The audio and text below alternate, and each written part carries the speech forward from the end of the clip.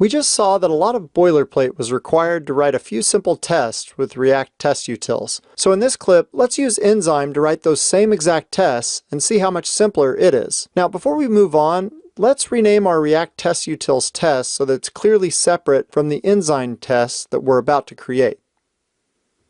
And I'll just call it courseform.reacttestutils.test.js. Now let's create our Enzyme test file, and we'll call it courseform.enzyme.test.js. To get started, let's add our imports. Of course, I'm importing Enzyme here. As you can see, I'm using named imports for the mount and shallow function that are part of Enzyme.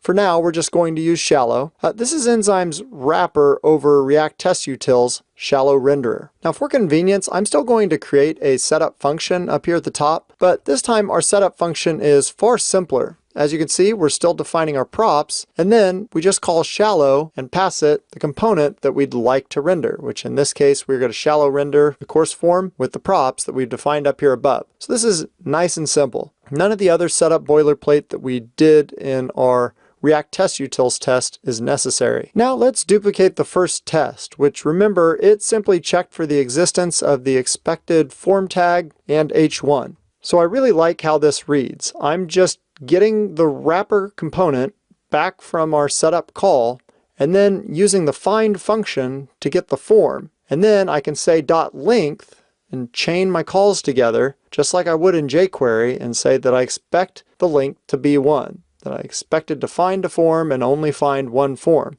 And then I can also look for an h1 and get the text of that h1 and expect that to equal manage course. This reads much more like English. And now let's add the tests for the save button and see how they compare. Again, the first line is really just the same boilerplate as the first one so that we can get a reference to our wrapper, and then we put our assertion on this second line. We find the input, we want to get the props of that input, and the prop that we're looking for is the value. So we are finding the input, looking at the props, getting the value, and then expecting that to be save. It should be save because we are passing false for saving.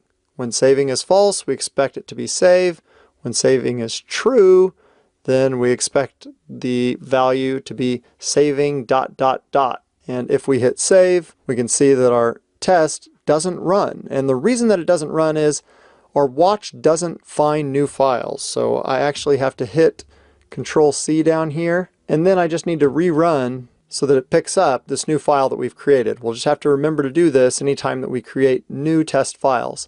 Now we can see we have 7 passing, and our tests are just sitting here at the root. So the one thing that I did forget was to wrap this in a describe block. So let's go ahead and do that now. There we go, and now it displays much more nicely. The course form via Enzyme, here's my 3 tests, and the course form tested via React test utils sits right here. So you can see how the describe block helps me lay out the test results in a more attractive manner. Now let's look at these two side by side for comparison. To me, Enzyme is the clear winner. Much less code, and the code that's there is more readable. It clearly conveys intent. It's also less fragile. Note that I had to look for the 5th index in the array to get a reference to the submit button when using plain React test utils. But with Enzyme, I was able to just use the find function to get it. That's less fragile.